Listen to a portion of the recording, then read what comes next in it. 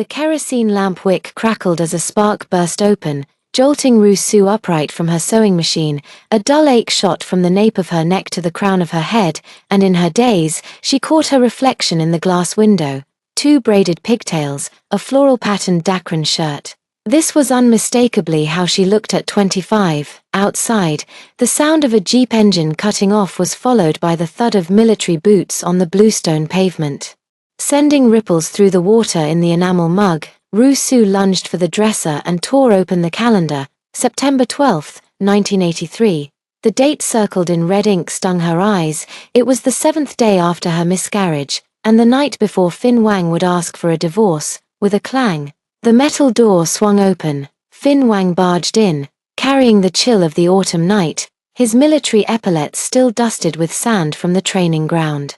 His eyes flicked to the chicken soup simmering on the stove, and his brows furrowed into a deep crease. "I told you not to wait up," he said. Rue clenched the sewing machine cover.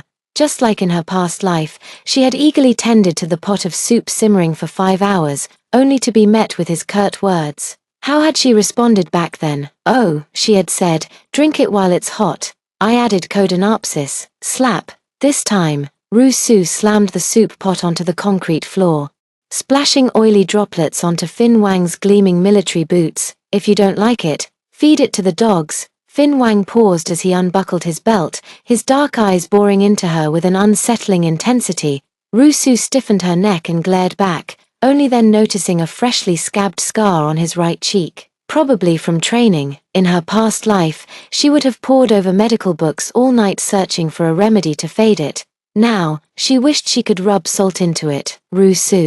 His voice rumbled like a muffled drum. "Stop this." "Me, making a scene." Rue grabbed the feather duster and pointed out the window. "Then tell me, was it you who had the logistics office specially approve the fabric coupons for that vixen Nia Wu's dress?" The moonlight cast the shadow of the locust tree onto the window paper, flickering dizzyingly. Fin Wang slammed his military cap onto the table, revealing his short, stubble-like hair. "She's a key member of the performance troupe.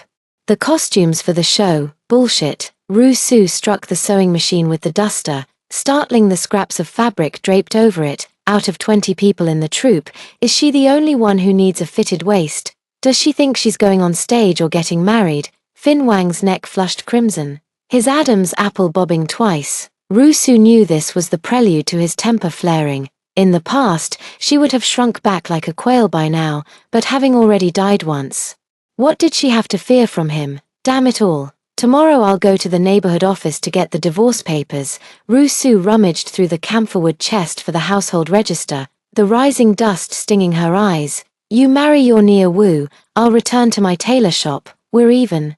The military canteen slammed against the doorframe, shaking the portrait of the great leader hanging on the wall. Fin Wang's fists clenched with a crack. "Rue, a military marriage is no child's play." "Child's play." Rue slapped the marriage certificate onto the sewing machine, the red plastic cover splitting at the corner. 3 years. Fin Wang. "Count how many men in this compound sleep in the barracks every night. Battalion Commander Zhao's wife is already pregnant with their 2nd child, and me. I can barely remember what your blanket smells like." The words were too crude, making Aunt Liu, eavesdropping under the windowsill, gasp. Fin Wang's ears burned red as he grabbed her wrist. "What nonsense are you spouting?" Rue stumbled as he yanked her forward, her nose bumping against the 2nd brass button on his uniform. That same scent of soap mixed with gun oil filled her nostrils, stinging her eyes until they watered. In her past life, she had loved burying her face right there, listening to the steady thump of his heartbeat. "Fin," Nia Wu's sugary voice, like a cat in heat, drifted in from outside. Rue shoved Fin Wang away abruptly and saw the woman clinging to the doorframe in a pink blouse, her chest nearly bursting out of the polyester fabric. "Oh," Rue still awake. Nia Wu swayed her twin braids. "I need to discuss tomorrow's performance with Brother Fin." Rue caught sight of the gleaming Shanghai brand watch on her wrist, the very one Fin Wang had claimed to lose last month. She suddenly burst into laughter, startling Nia Wu into taking half a step back. "Nothing beats the preciousness of the girls from the cultural troupe," Rue remarked, picking up the tailoring scissors and snipping off a lock of her bangs with a crisp snip. Performance outfits require special fabric, and work discussions have to happen in the dead of night. The clipped strands fluttered down onto Fin Wang's military boots. Well then, shall I clear the room for you too? Fin Wang abruptly snatched the scissors from her and tossed them with a clatter into the sewing basket. You, come inside with me, he ordered. When Ru Su was dragged and shoved into the inner room, the small of her back struck the corner of a camphorwood chest. Last year, she had packed his luggage here, and beneath the chest still lay the red bridal veil from their wedding day. Fin Wang slid the door bolt shut with his backhand, the shadows pressing down on her until she could barely breathe. How long are you going to keep this up? He loosened his collar button, the scar beneath his Adam's apple rising and falling with each breath. It was from a flying stone he took for her in their second year of marriage. Back then, the blood had stained his white shirt in a vast crimson blot. Ru Su turned her face away. Once we're divorced, you'll have peace and quiet. Outside the window, Nia Wu's humming suddenly drifted in. On that bright, sunny day of double nines, Fin Wang's temple throbbed violently as he slammed his hand against the wall behind Ru Su. Plaster dust cascaded down, mingling with his scorching breath against her ear. All because of Nia Wu. Ru Su stared at the copper button swaying at his collar. On the 15th of last month, you said you were going to a meeting at the division headquarters, but you were actually accompanying her to watch Love on Lushan Mountain. 3 days ago during the heavy rain, you carried her across the puddles, and the way she clung to your neck left marks, and Fin Wang suddenly covered her mouth, the rough calluses on his palms scraping her lips painfully. Ru Su bit down hard, tasting blood but refusing to let go. The two struggled against each other until the assembly call sounded outside. Wait for me to come back. Fin Wang grabbed his belt and fastened it around his waist. The buckle clanging against the doorframe, Ru Su shouted at his retreating figure, wait till you come back to sign the papers. As the roar of the jeep faded into the distance, Ru Su collapsed in front of the sewing machine. The butterfly brand logo gleamed coldly under the moonlight, the most valuable item from her dowry. In her past life, when they divorced, she had demanded nothing but clung stubbornly to this sewing machine as she returned to the tailor's shop. Miss Su Ru. Nia Wu leaned against the doorframe like a lingering ghost, her nail polish as red as rooster blood. Fin asked me to pick up his laundry. Su Ru pulled out a white tank top from the bottom of the dresser, its collar still stained with Fin Wang's sweat. As Nia Wu reached for it, she suddenly raised her hand. Wait. Why is there lipstick on this? What? Nia Wu's face turned deathly pale. Ru Su shook out the vest and held it up to the light. Oh. It's the latest shade from Shanghai's Fascia brand. The supply and marketing cooperative sells it for 3.5 yuan a tube. She leaned closer to Nia Wu's mouth. Your lipstick smudged. Little sister. Nia Wu staggered back to the doorstep. Why you re-slandering me? If I were you, I'd dab some behind the ears too. Ru Su balled up the vest and threw it at her. Save others from catching a whiff of that stench. Auntie Zhao, who was hanging clothes outside, burst into laughter. Nia Wu stomped her feet and ran off. Ru Su closed the door, only then realizing she was trembling all over. She fumbled for the tin box in the sewing machine drawer and pulled out her treasured white rabbit candy to pop into her mouth. It was brought back by Fin Wang from his last business trip to Shanghai. She hadn't been able to bring herself to eat it before, and the wrapper was crumpled from being clutched too tightly. As the morning light crept up the window lattice, Ru Su had already pulled out all of Fin Wang's clothes. She had shortened the trouser legs of his military uniform by an inch and re-hemmed the frayed edges of his shirt collars. Back then, fearing he would sweat too much during training, she had deliberately stitched every piece of clothing with extra reinforcement. What a fool I was. She slapped herself across the face, then gathered the clothes and stuffed them into the camphorwood chest. At the very bottom lay a brown paper package. Inside was a pair of cloth-soled shoes. On the 99th stitch, she had pricked her finger, and a drop of blood had seeped into the black cotton fabric. The loudspeaker suddenly blared with "The East is Red," startling Ru Su. It was on this very morning in her past life that she had knelt in the snow, begging Fin Wang not to divorce her, while Nia Wu flaunted her non-existent pregnancy in a show of dominance. Not a chance this time. Ru Su fished out the household register and tucked it into her pocket. Just as she was about to leave, she turned back and threw Fin Wang's size 43 military boots into the stove pit.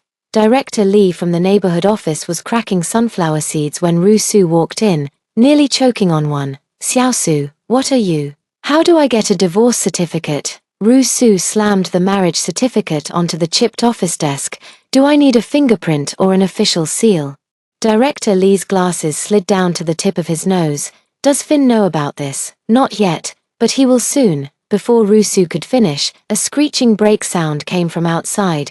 Fin Wang stormed in like a whirlwind, his duty belt undone, clutching a crumpled piece of paper. "Report." He was panting heavily, sweat beads rolling down his chin. "I'm here to submit a marriage application."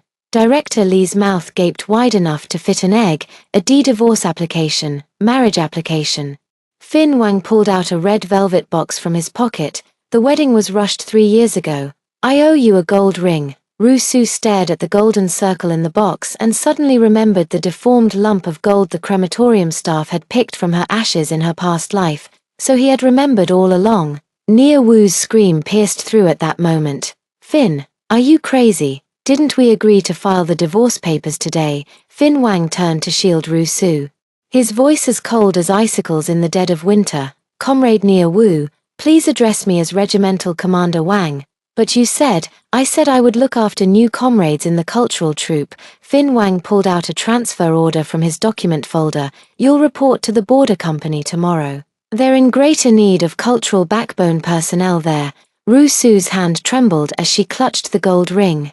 Images flashing before her eyes of Nia Wu strutting around with a fake belly in her past life. So this bastard had known all along. Fin Wang. She kicked his military boot hard. "You think you can make a fool out of me?" Ru Su put all her strength into that kick, leaving a dusty footprint on Fin Wang's boot. Director Lee's enamel mug clattered to the ground, the goji berries rolling along the brick seams until they came to rest beneath Nia Wu's high heels. "Ru Su, listen to me." Fin Wang didn't get to finish before the ring box was slapped against his chest. Ru Su's fingers shook, not from anger, but from remembering how, in her past life, she had clutched that melted lump of gold on her deathbed, her grip so tight the nurses couldn't pry her fingers open. "Regiment Commander Wang, what a clever scheme." Ru Su pushed the divorce certificate toward Director Lee. 3 years ago when we got married. You said the mission was urgent. Just 3 banquet tables and off you went to suppress bandits. Now that it's time for divorce, you suddenly remember to make up for the ring." Nia Wu suddenly lunged forward, grabbing Fin Wang's sleeve. "Brother Fin, don't be foolish, this tigress." Before she could finish, Fin Wang shook her off, sending her stumbling back into the corner of a filing cabinet. "Comrade Nia Wu, mind your discipline." Fin Wang pulled a red booklet from his pocket and slammed it on the table. Ru Su caught a glimpse of the words marriage application and felt a headache coming on. In her past life, she had waited until death without ever seeing this thing. By the end, even the weeds on her grave were fresher than the red cover of a marriage certificate. Director Lee adjusted his glasses and read aloud, "Applicant Fin Wang, sharing a profound bond with Comrade Ru Su." He choked on his own words at this point, glancing up at Ru Su's blazing eyes and then at Fin Wang's back, stiff as a steel plate. "Deep my ass." Ru Su grabbed the application form and was about to tear it when Fin Wang seized her wrist. The two struggled against each other, and the paper ripped with a sharp crack, neatly splitting Fin Wang's name in half. Outside, the hallway was packed with onlookers. Aunt Liu clicked her tongue while munching melon seeds. "See. Young couples fight at the head of the bed and make up at the foot. 3 years of making up, and we still haven't figured it out." Ru Su yanked her hand back, and the marriage application fluttered to the ground. Fin Wang's neck veins bulged as he suddenly bent down, picked up the ring, grabbed Ru Su's left hand, and shoved it onto her ring finger. Ru Su shivered at the touch of his icy fingers as the gold band got stuck at her knuckle, neither going on nor coming off. Fin Wang's palm was slick with sweat, the calluses from gun handling scraping painfully against her hand. "Let go, you think you're loading a damn gun. That day you said you wanted a gold ring." Fin Wang's voice suddenly rose, vibrating the glass of the filing cabinet. "By the time I got back from the bandit suppression, the supply and marketing cooperative was closed. I climbed over the wall and got a disciplinary action." Ru Su froze. She remembered that rainy night 3 years ago when she had merely glanced a few extra times at the gold ring on Aunt Zhao next door. Fin Wang kicked the door open in the middle of the night, drenched as if pulled from water, threw her an oil paper package, and turned to leave without a word. Inside was a pack of white rabbit candies. The wrappers already soaked and ruined by the rain. Nia Wu suddenly shrieked and lunged at the application form. That should clearly be my name on there. Her bright red nail polish smeared across the paper like bloodstains. Fin Wang stepped sideways to shield Ru Su, and Nia Wu, unable to stop her momentum, banged her forehead against his military belt and burst into tears with a loud, "Wah, Director Lee, please handle this according to regulations." Fin Wang slapped his officer's ID on the table. "The divorce certificate is void. Process the marriage application now." Ru Su suddenly burst into laughter, tears streaming down her chin. She wiped her face, pulled out a pair of fabric scissors from her pocket, and with a snip, severed the gold ring tangled around her knuckles. "Fin Wang, do you think I'm your military dog, wagging my tail for a scrap of meat?" The broken gold hoop bounced under the filing cabinet, and Nia Wu scrambled to retrieve it. Ru Su stepped on the hem of her skirt, tearing a rip in the pink polyester with a rip. "Little sister, this scrap of junk suits you just fine, outside." A muffled thunderclap suddenly exploded, and raindrops pounded noisily against the tin roof. Fin Wang abruptly scooped Ru Su up in his arms, ignoring her kicks and punches, his military boots crunching over the mess on the floor. "Director Lee, come get the wedding candies tomorrow." "Fin Wang, put me down." Ru Su dug her nails into the back of his neck, feeling a rough, uneven scar. It was from the beam that had burned him last year when he saved her. He had carried her for 2 miles without flinching, and the wound festered for half a month. The jeep jolted nauseatingly through the rain curtain. When Ru Su was thrown into the back seat, her head knocked against the window frame. Fin Wang yanked open his collar, water droplets trickling down his Adam's apple. "Had enough of this tantrum." "Not even close." Ru Su lunged to bite his shoulder. "Tasting iron through the soaked military uniform. Who gave you the right to decide for me? In our past life," she choked abruptly as Fin Wang suddenly gripped her chin. "What past life?" The windshield wipers carved semicircles on the front window. Ru Su stared at his bobbing Adam's apple. There should have been a scar there, from a steel bar during the 1998 flood relief. But now his neck was smooth, bearing only a brown mole. "Fin Wang." Ru Su suddenly went limp, tears mixing with rain as they streamed down her collar. "Just let me go." The hand gripping her chin trembled slightly before Fin Wang abruptly yanked a military belt and tied her to the car seat. Just as Ru Su was about to curse, lips tasting of gun oil pressed down on hers, she bit his tongue hard, the metallic tang of blood flooding their mouths. But Fin Wang only tightened his grip on the back of her head, deepening the kiss. The car roof thudded under the pounding rain. When Ru Su finally broke free, a streak of blood lingered at the corner of her mouth. Fin Wang's thumb brushed over her swollen lips, his eyes burning with a dark fire. "Let you go, back then, when you waved that little red book and swore you'd spend your life with me. Why didn't you say those words then?" Ru Su froze. It was the summer of 1976. She had squeezed into the crowd of educated youth, watching him enlist with a big red flower pinned to his chest. As the truck started moving, she had chased it for miles, waving a tattered copy of asterisk quotations from Chairman Mao asterisk and shouting, "Fin Wang, I'll wait for you to come back and marry me. Stop bringing up the past." Ru Su yanked off her gun belt. "That was then, this is now." The jeep screeched to a halt at the courtyard gate. Fin Wang hoisted her over his shoulder and carried her inside. Hanging upside down, Ru Su saw Nia Wu stomping her feet in the rain, her red leather shoes stuck in the mud. "Fin, you promised me."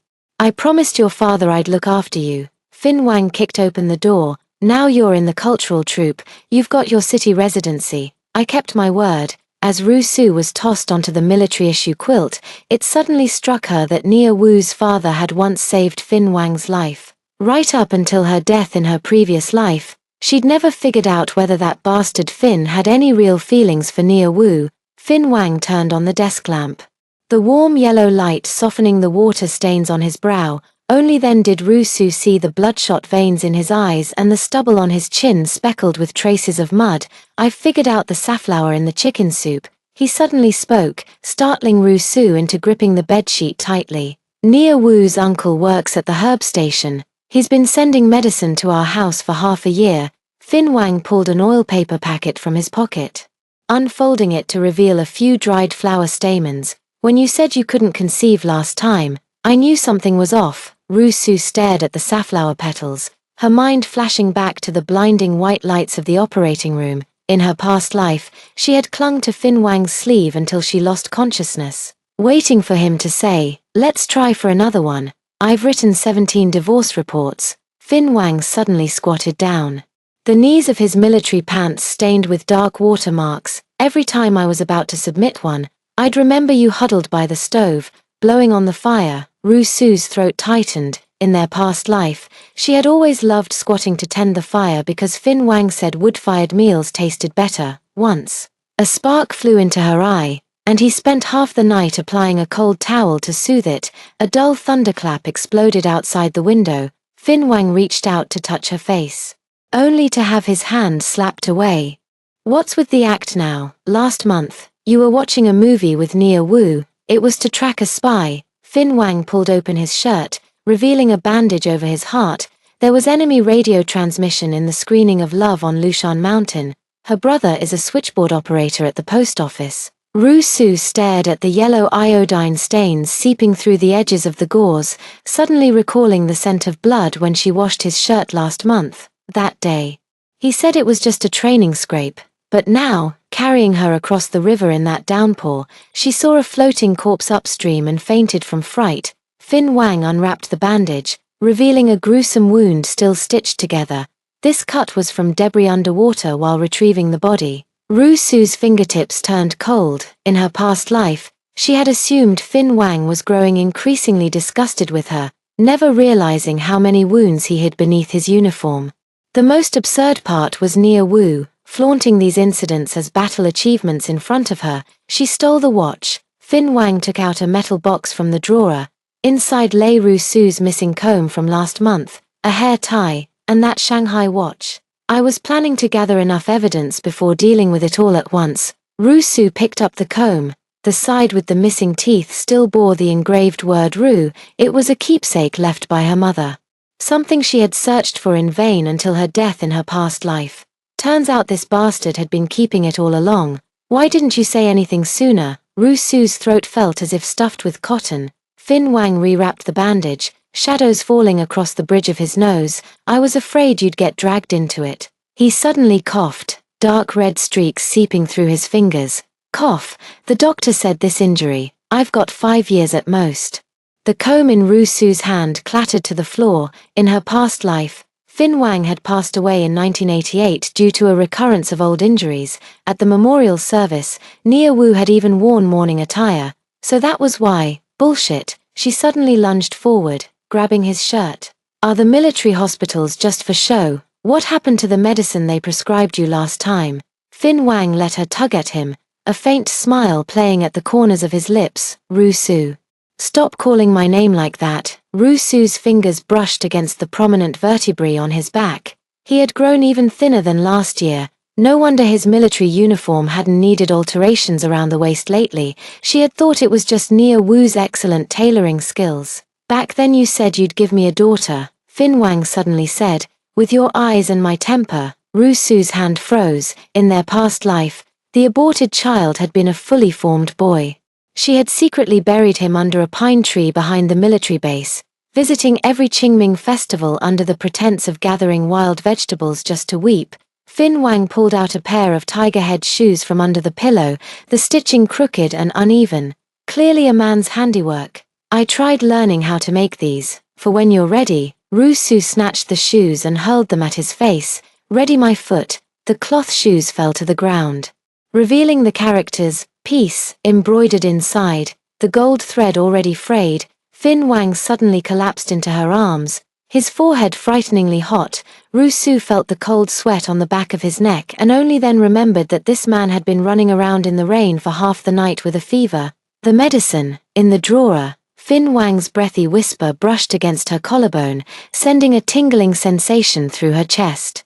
Su fumbled to retrieve the fever-reducing pills, and as she pried open his mouth to push them in, he bit down on her fingertip. Let go. Su shook her hand. Are you a dog or something? Fin Wang swallowed the pills with her help, his Adam's apple bobbing. A dragon, actually, 3 years older than you. In the moment Su was lost in thought, she was pulled down onto the hard bed. Fin Wang rested his chin on the top of her head, his warm breath swirling around her hair. Let me hold you for a while, just a little while. Outside the window, the rain gradually lessened.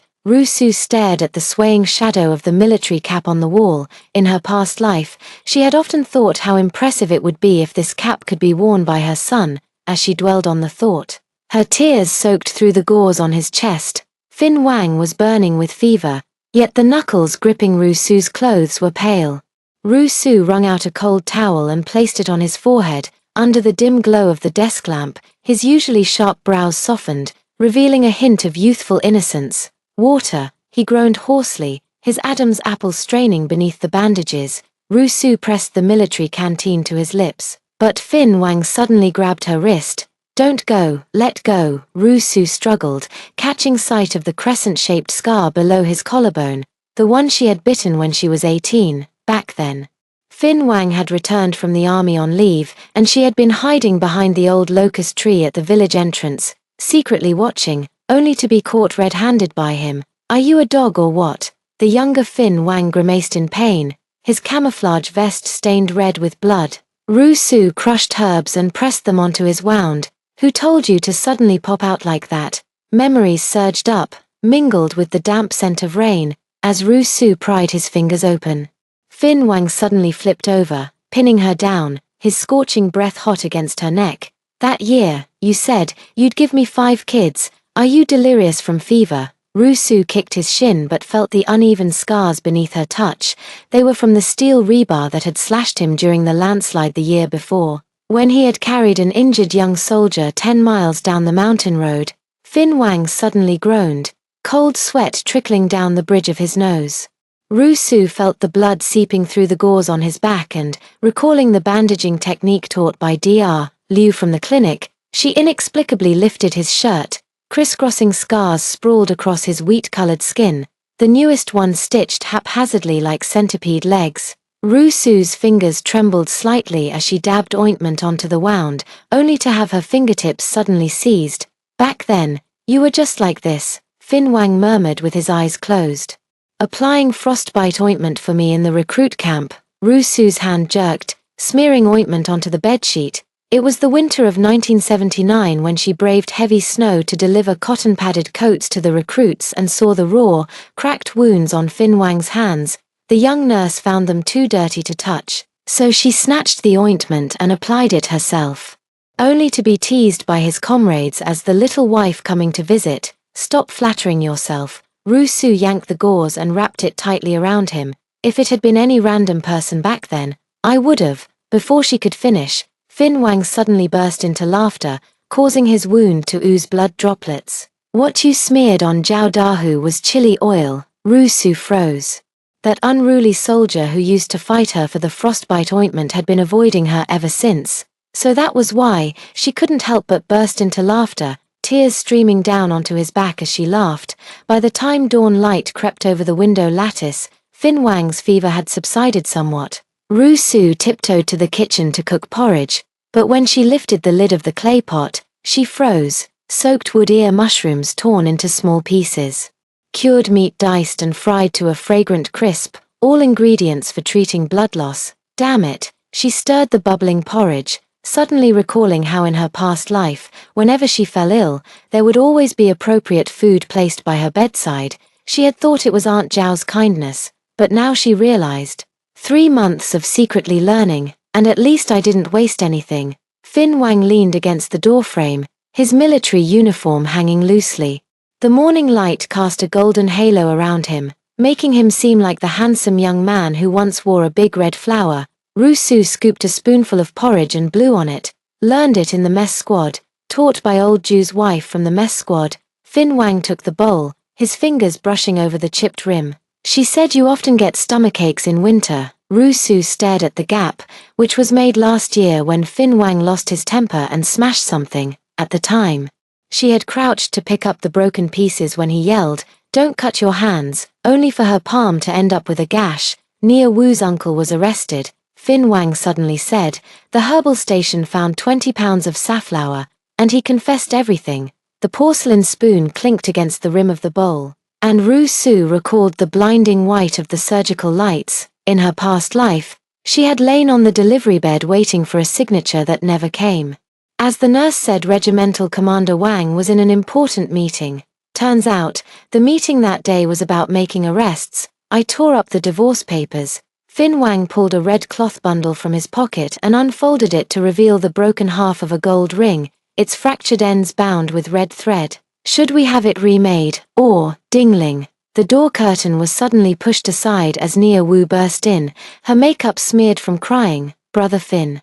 They're transferring me to the mess squad to feed pigs." Fin Wang thumped his porridge bowl onto the table. "It's the organization's decision. You promised to take care of me forever." Nia Wu tugged at his sleeve. "Just because of this Baron." Slap. Rusu shook her numb, stinging hand. Nia Wu covered her face and shrieked, "How dare you hit me? I'm hitting an ungrateful wretch like you." Rusu yanked open her collar and pulled out a gold chain. "This has Fin Wang's military medal hanging on it. Did you think it was a dog tag?" Fin Wang suddenly stood up, his wound splitting open at the stitches. Only then did Rusu notice his bare neck. That bullet-pierced medal, the one she'd clutched in her hand until death in her past life. "Give it back." Fin Wang reached out to snatch it. Nia Wu suddenly backed toward the stove, and the overturned pot of porridge was about to spill onto her legs. Instinctively, Rusu threw herself forward to shield her, and the scalding rice soup splashed entirely onto her right arm. "Rusu." Fin Wang scooped water from the vat and poured it over her arm. The cold water stung her skin, but Rusu was too busy staring at his reddened eyes to notice. Back in her past life when she was scalded by boiling water, this bastard hadn't even accompanied her to the infirmary. Nia Wu tried to slip away, but Fin Wang kicked the doorframe to block her. "Stealing military medals is enough to land you in a court-martial. Go explain yourself to the security department." At the clinic, military Dr. Liu applied badger oil to Rusu's arm. Lucky it didn't blister. "I must say, you young couples, who's a couple with him?" Rusu yanked her arm back. Fin Wang crouched nearby, peeling an apple in one long, unbroken spiral.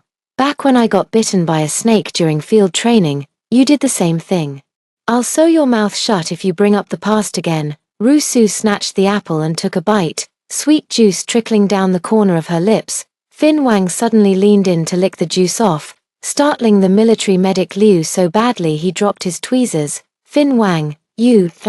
Her scolding was muffled as the sweetness of apple mixed with the bitterness of ointment. Rusu pounded his back but softened her blows when her fingers brushed against the unhealed wounds beneath his bandages.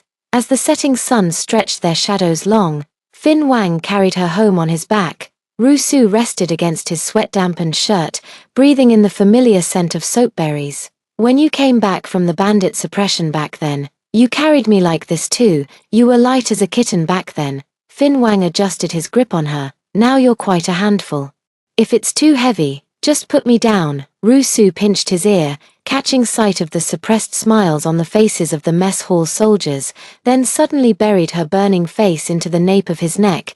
The thumping of her heartbeat transmitted through his uniform, pounding so hard it made his ears tingle. The red double happiness symbol on the camphorwood chest suddenly fell off. As Rusu bent to pick it up, she pulled out a bright red wedding dress from the bottom of the chest. The golden threaded mandarin ducks had faded, and the cuffs still bore the tear stains from her crying years ago. "You absolutely refused to wear this on our wedding day," Fin Wang murmured, tracing the fabric's frog buttons, said it looked like a giant red envelope from under the blankets. Rusu ran her fingers over the frayed embroidery. That day, the mountain road had been washed out by a torrential downpour, and Fin Wang had waded through waist-deep mud to fetch his bride. The Swana horns were too waterlogged to play, so he stood atop a jeep and sang Ode to the Red Plum, howling so loudly that every dog in the village joined in. "Try it on." Fin Wang suddenly shook out the wedding dress. Rusu stumbled back in panic. "You're insane. At our age, 37.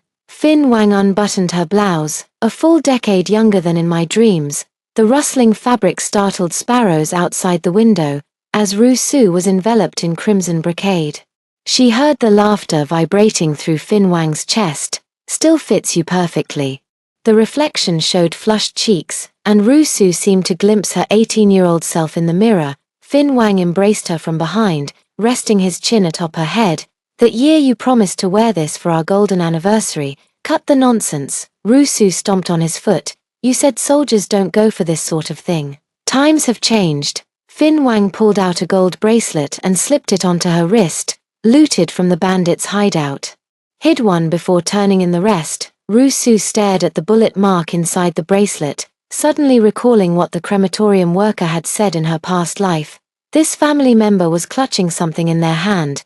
Might be important, so he'd hidden his true feelings amid gunfire all along. As dusk deepened, Fin Wang chopped firewood in the yard.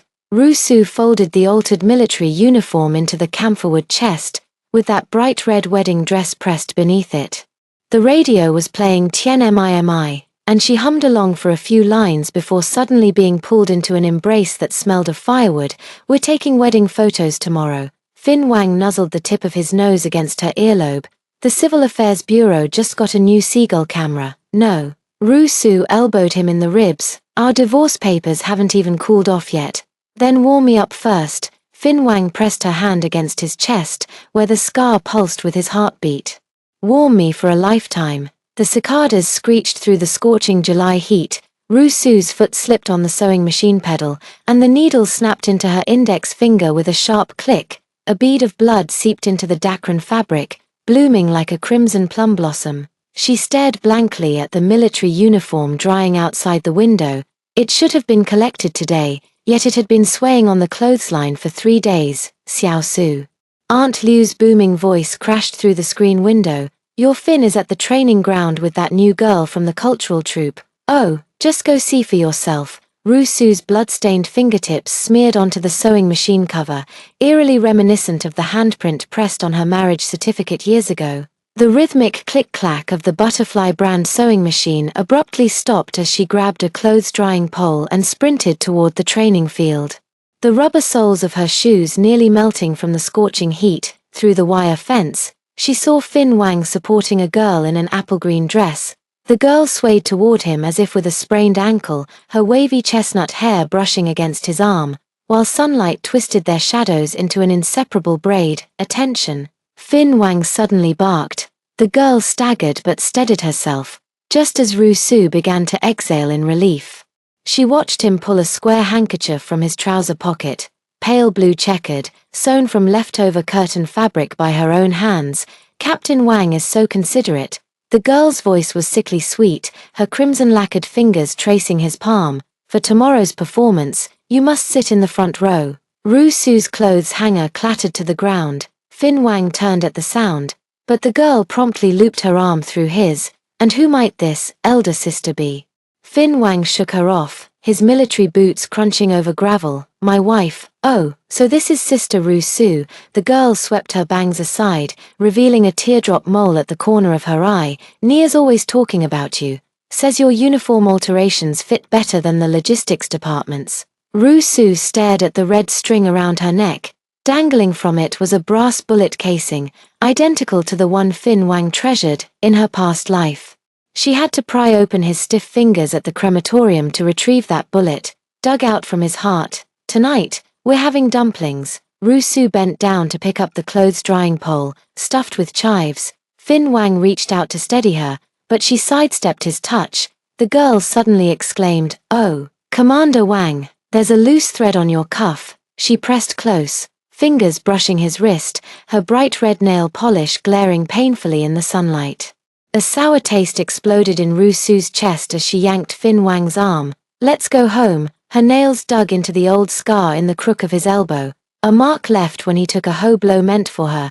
During dinner, the aluminum pot lid hissed and popped. Fin Wang picked up a dumpling with broken skin. Lin Xiaomai from the newly arrived cultural troupe, her father, smack. The vinegar bottle slammed onto the enamel plate, splashing liquid that stained the front of the military uniform. Rusu grabbed a rag and wiped haphazardly, the pungent smell of leeks mixed with garlic paste making their eyes sting. Fin Wang, where's the bullet casing you kept by your heart? Fin Wang's chopsticks paused in the vinegar dish. Turned it in. Bullshit. Rusu overturned the stool. Last month you were still using it to open bottle caps for me. Rusu. Fin Wang gripped her wrist, his palm bearing the marks of gunpowder burns. Deputy Division Commander Lin has spoken to me. She suddenly remembered delivering the altered military uniforms to the division headquarters the day before yesterday and overhearing whispers drifting from the restroom. Regimental Commander Wang's career is at stake. Deputy Division Commander Lin's daughter, the divorce papers should have been approved long ago. Are you getting promoted? Rusu shook off his hand, her lower back hitting the corner of the cupboard. The pickled garlic in the glass jar sloshed brown liquid. Just like the blood that had once flowed to her ankles, Fin Wang reached out to pull her up when suddenly a horn sounded outside the door. The messenger poked half his head in. Regiment Commander, Comrade Lin says the performance costumes need your approval.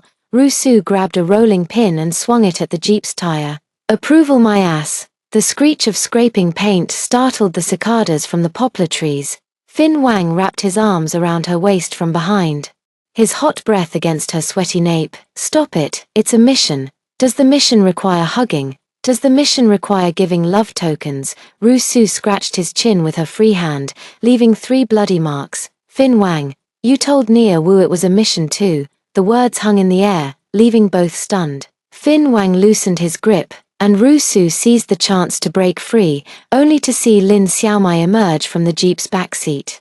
Her apple-green skirt brushing past Fin Wang's military boots. Don't get the wrong idea, Sister Su. Lin Xiaomai jingled the car keys. My dad asked me to learn driving from Captain Wang. Said it'll be convenient for army life later. Convenient my ass. Rusu yanked off her apron and threw it to the ground.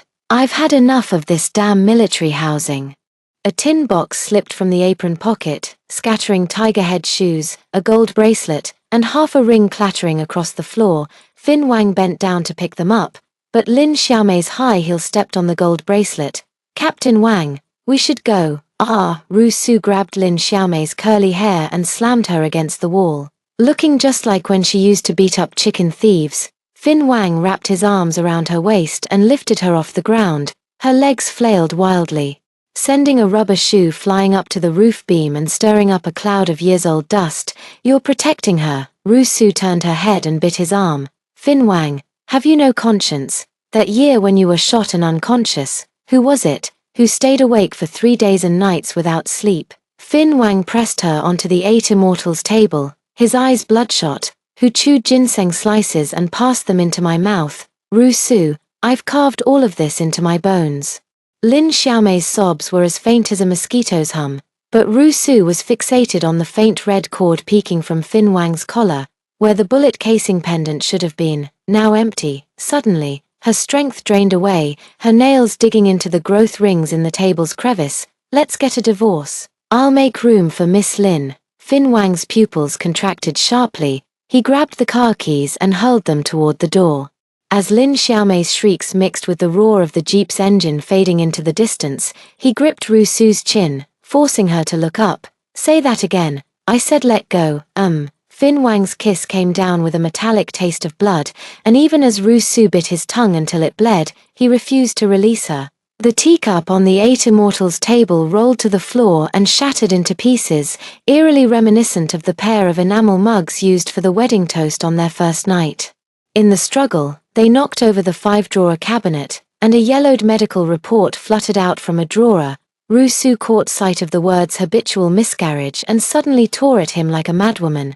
No wonder you went looking for someone who could bear children. Fin Wang snatched the torn pieces barehanded, his fingertips sliced and bleeding. I hid this because I didn't want you to suffer. Hid, as if you haven't hidden enough. Rusu kicked him away. Hiding injuries, hiding illnesses, hiding bullet casings. Now you're even hiding people. She grabbed the wedding dress from the camphorwood chest and tore at it, the snapping of golden threads sounding like the final break of a heartstring. Fin Wang suddenly drew his service pistol, loaded it, and with a bang, shot through the roof beam. Amid the fluttering dust, his eyes were bloodshot, Ru-Su, if I, Fin Wang, ever betray you, may I be struck by lightning. You should have been struck dead long ago. Ru-Su hurled the torn remnants of her wedding dress at him.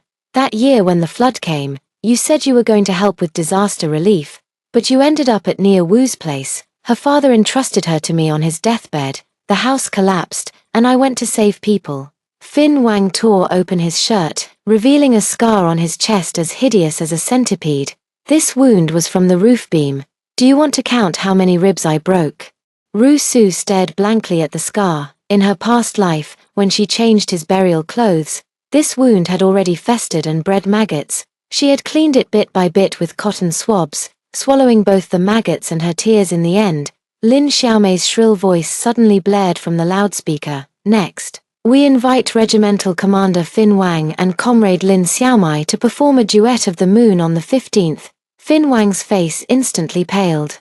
He grabbed his military belt and sprinted toward the auditorium. Ru-Su, as if possessed, followed and hid behind the curtain, where she saw Lin Xiaomei standing on tiptoe to pin a boutonniere on him. The rose-red silk flower was identical to the one she had worn years ago. Commander Wang, my father said he'll arrange your transfer as soon as the marriage application is approved. Lin Xiaomei's trailing words were drowned in applause. Fin Wang took half a step back, and the boutonniere fell to the ground, soon crushed under her high heels into a crumpled mess. Ru-Su turned and bumped into a prop stand, causing red satin to cascade over her head. When Fin Wang lifted the fabric, all he caught was a cold wrist. The gold bracelet he had clasped there himself was gone, leaving only a faint white mark. The night rain soaked through the military compound. Ru-Su curled up amidst piles of fabric in the tailor's shop.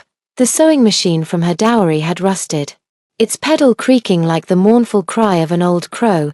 Inside the glass cabinet lay the hair ties and clips Fin Wang had given her, while the dust-covered marriage certificate still bore the faded blue ink fingerprints. The door curtain was suddenly flung open as Fin Wang stumbled in, drenched from head to toe. His military uniform bulged at the chest. When he reached in, he produced an oil paper package wrapped layer upon layer, containing that bullet casing.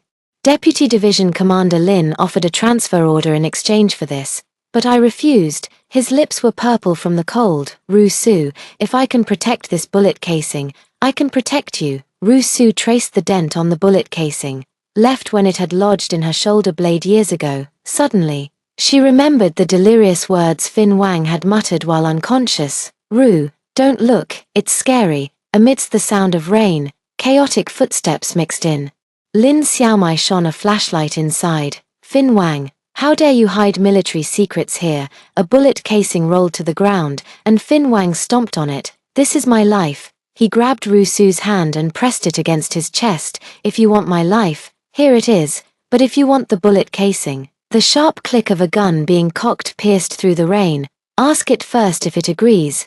Lin Xiaomei's flashlight clattered to the ground, its beam illuminating the bullet marks on the casing like a menacing eye. Fin Wang's gun barrel emitted a wisp of smoke, and Ru-Su caught the familiar scent of gunpowder, identical to the smell on the urn in the funeral parlor from their past life. You're insane. Lin Xiaomei stepped back, splashing through puddles. This is defying military orders. Fin Wang tore off his collar insignia and slammed it onto the tailoring table, the brass star gleaming coldly in the rain. Back then, I risked my life to fight for this country, not to become stepping stones for you parasites. Ru-Su suddenly remembered that rainy night in 1979 when Fin Wang kicked open the door of the tailor shop, covered in blood, and thrust his military medal into her hand. If I don't come back, use this to pay for my coffin.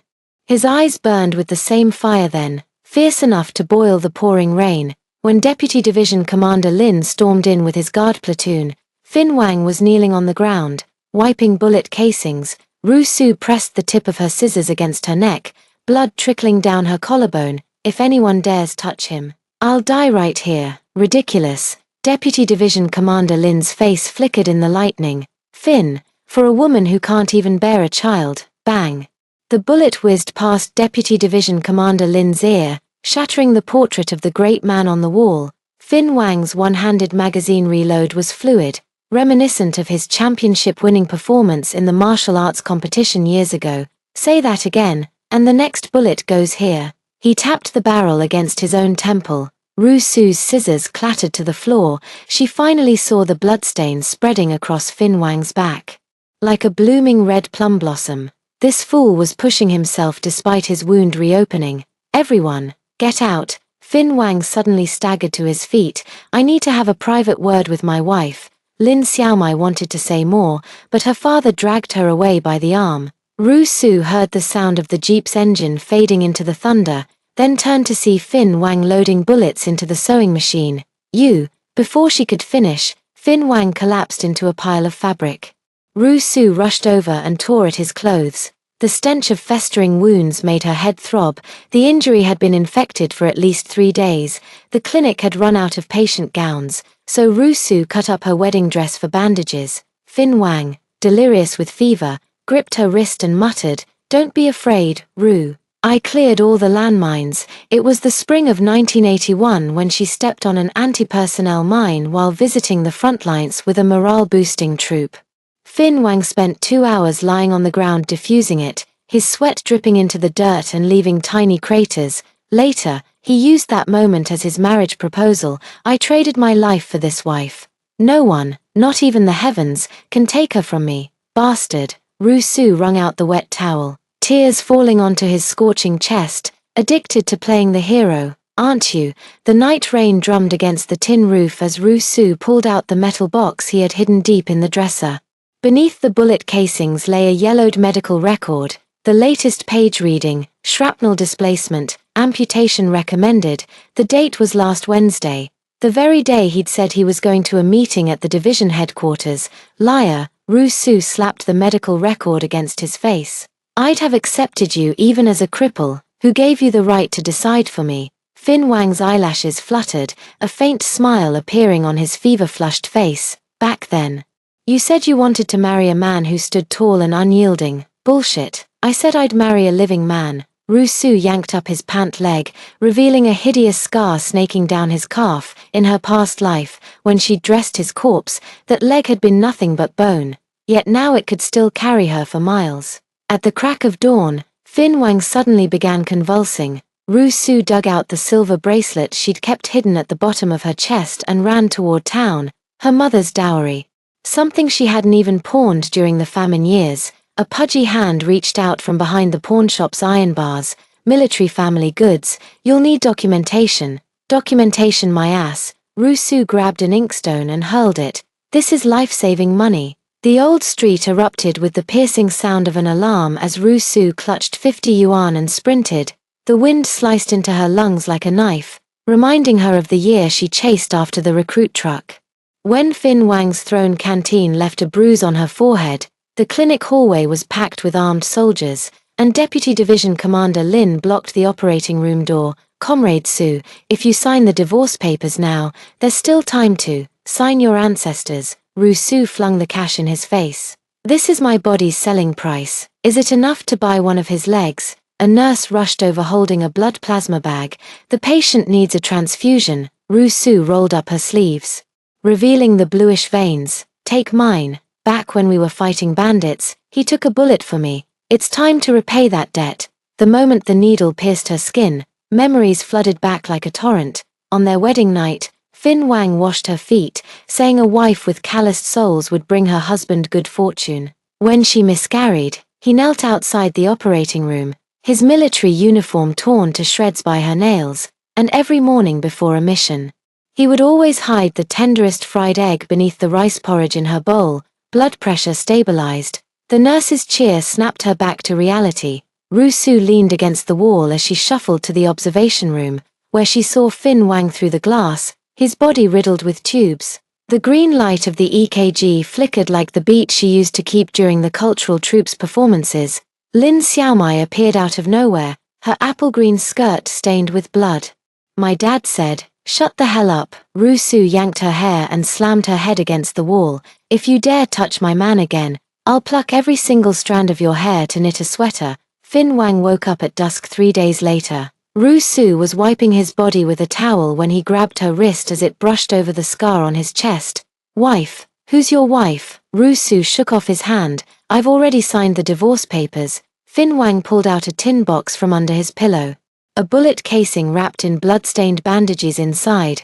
Will you trade it for this? Change your head. Rusu hurled the tin box at the window, the shattering glass startling the sparrows from the tree. Fin Wang suddenly rolled off the bed, dragging his lame leg as he crawled outside. I'll go get it, Fin Wang, Rusu sobbed, clinging to him. I don't want it anymore. I don't want anything. The setting sun cast their shadows on the wall, like a faded paper cut. Fin Wang felt her empty wrist. Where's the bracelet? Pawned it. Rusu buried her face in the crook of his neck. Traded it for a lame man. What a terrible deal. As the cicadas' chirping gradually faded, the cultural troops truck rolled into the compound. Lin Xiaomai clutched her bedding roll, sobbing. Her father's transfer order had been replaced with a discharge notice. Rusu worked the sewing machine, altering Fin Wang's trousers, needing to take in the right leg by an inch. Wife. Fin Wang hobbled over on his crutch. The organization approved the request for me to bring my family along with the army. No, Rusu bit off the thread. I'll stay right here altering your pants for the rest of my life. Suddenly, Fin Wang pulled out a little red book from behind his back, its cover embossed with golden double happiness characters.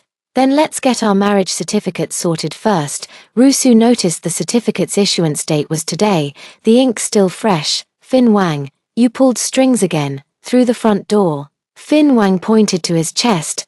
The gate here is always open for you. As dusk died, the military uniforms on the clothesline read. Rusu found a surprise at the bottom of the camphorwood chest, her mother's silver bracelet lying safely, with a pawn ticket and a brand new savings passbook beneath it. Fin Wang's handwriting pressed firmly through the paper. Wife fund. Night rain came again. While washing Rusu's feet, Fin Wang said, when your leg heals, I'll take you for our golden anniversary photo. Pa, Rusu splashed water in his face. Let's see if you can make it to your golden anniversary first. The radio was playing The Glory of Bloodstains when Fin Wang suddenly began humming a discordant tune. It took Rusu a while to recognize it. It was Ode to the Red Plum Blossoms, the song he'd sung from the roof of a jeep during that year's torrential downpour. The bullet shell on the windowsill had sprouted. Wildflower seeds Rusu had planted were pushing up green shoots. As she traced the scar on Fin Wang's leg, she recalled the words of Dr. Liu from the infirmary. All the shrapnel's been removed, but when the weather turns damp, does it hurt? Blow on it, and the pain will go away. As the rain gradually subsided, Rusu found a note in the sewing machine drawer. Fin Wang's scrawled handwriting read, in the next life, I'll still alter your pants for you. She laughed until tears streamed down her face, dampening the freshly altered military uniform. On New Year's Eve in 1999, the melody of the Story of Spring drifted from the loudspeakers in the military compound. Rusu worked the Butterfly brand sewing machine to alter a cotton-padded jacket for her granddaughter, her gold bracelet clinking against the tabletop. Fin Wang leaned in with his jujube wood cane, two faded 5-point stars pinned to the collar of his military uniform. Grandpa, the little girl rushed into his arms, holding up a bullet casing. Can I trade this for candy? It could buy your grandma half a lifetime. Fin Wang threaded the bullet casing back onto the red string and slipped it onto Rusu's wrist. The gold bracelet clinked against the casing, eerily reminiscent of the symbols from their old cultural troop days. As firecrackers exploded outside, Rusu fed more firewood into the stove. The flames cast flickering light on the golden anniversary photo on the wall. Blurred by a seagull camera, it looked instead like it was bathed in morning mist. Beneath the photo lay a yellowed divorce certificate, cut in two to prop up the table. Old Commander. A car horn sounded outside. The Spring Festival Gala is about to air your documentary. Fin Wang tucked a hot water bottle into his army coat. Not going, staying home to make dumplings with the old lady. Who cares? Rusu banged the rolling pin loudly. Back when we took our wedding photos, your smile was the fakest of all. Before she could finish, a loud military bugle sounded from the TV. In the documentary, 20-year-old Fin Wang dashed through barbed wire, bullets whizzing past his ears. Rusu suddenly pointed at the screen. Isn't that the knee pads you sewed? Fin Wang added vinegar-braised cabbage to her bowl. You secretly tucked them in when you hemmed my pants. Dumplings tumbled in the boiling water as Rusu gazed at the newly built residential buildings outside the window. The leaky little bungalow from back then had long been demolished, But the camphorwood chest still sat on the balcony. Inside it locked a broken-toothed comb, a fire-warped gold ring, and 17 undelivered divorce petitions. During the Spring Festival Gala, as the song Unforgettable Tonight played, Fin Wang suddenly pulled out a tin box. Ru Su opened it to find half a piece of walnut cake, now covered in green mold. It was the dry ration she had chased after the truck to give him when he enlisted in the army in 1976. "You wasteful old man." Ru Su raised her hand as if to hit him, but he caught her wrist. The calluses from his gun rubbed against her wrinkles. With the same strength as when they had pulled their marriage certificate all those years ago, the medals sent by the military district jingled in the drawer. Fin Wang had given them all to his granddaughter to use as a rattle. Only the wind chime made of bullet casings hung by the window, emitting a coppery rust smell when rained on, eerily reminiscent of that era of blood and fire.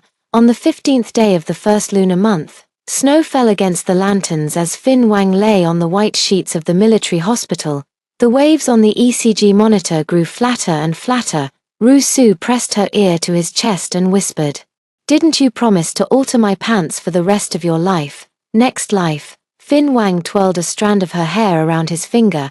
"Change into a asterisk Balaji asterisk." The bullet shell wind chime suddenly tinkled, and Ru Su looked up to see the morning star outside the window. Fin Wang's breath slowly dissolved into the dawn mist, the red string on his wrist still entwined with 2 strands of white hair. At the memorial service, the younger generation tried to remove the 5-point star from his collar. Ru Su raised her cane and blocked the coffin. "That's my dowry." The following Qingming festival, new recruits often saw an old lady sitting beneath the wall of honor. At her feet, a tin box was filled with white rabbit candies, which she handed out to everyone she met. "My Fin had a sweet tooth." Ru walked on that year's awakening of Insects Day, while sorting through the belongings. Her daughter found a bright red wedding dress at the bottom of the camphorwood chest, the mandarin ducks embroidered with gold thread still vividly bright. Tucked inside the collar was a note, its clumsy handwriting blurred by time. "Ru, in the next life, let's still live in the military compound. I'll alter 100 Balaji dresses for you." Outside the window, the spring rain pattered softly, and the bullet casing wind chime swayed gently. 2 red star badges nestled together under a glass cover, just like the twin lotus flowers on their marriage certificate back in the day.